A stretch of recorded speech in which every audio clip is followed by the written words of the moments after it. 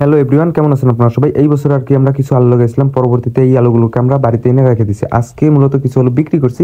বিক্রি করে দেওয়ার পর দেখি যে কিছু কিছু আলু আছে গরম হয়ে ওইগুলো নষ্ট হয়ে গেছে। সব নষ্ট আলুগুলোকে আমরা বেছে বেছে আলাদা করে রাখছি। এরপর আমরা তাবু নিয়ে যাইতেছিলাম আমরা আরেক জায়গায় যে আলু রাখি করছি ওইখানে। তো ওইখানে মোটামুটি আলু পচা শেষ। এখানে আরো বেশি পরিমাণে আলু পচছে। এখানে পচার কারণ হচ্ছে আলুর যে গাছগুলো ছিল ওই গাছগুলো আমরা আলু ঢাকার জন্য ব্যবহার করছিলাম, এই কারণেই আলু বেশি পরিমাণে নষ্ট হয়ে গেছে।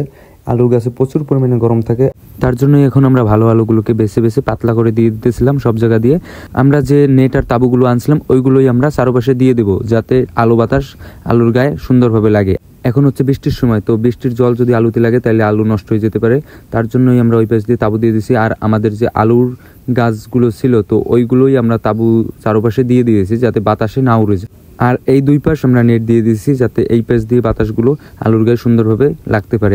এমনিতে বাজারে যে সব সময় আলু পাওয়া যায় ওই আলুগুলো মূলত কোলেস্ট্রলে রাখে, তার কারণে আলুগুলো পচে না। আর মূলত আলুগুলো ঠান্ডা জায়গায় রাখতে হয়। মোটামুটি এখানের কাজ আমাদের শেষ। যে নষ্ট আলুগুলো ছিল ওইখান থেকে ভালো অংশগুলোকে আমার দিদিমা কেটে কেটে রাখতেছে, কারণ এইগুলো আমরা বর্তমানে গরুকে খাওয়াবো। তো ভালো থাকবেন সবাই। আজকের ভিডিও এতটুকুই, ধন্যবাদ সবাইকে।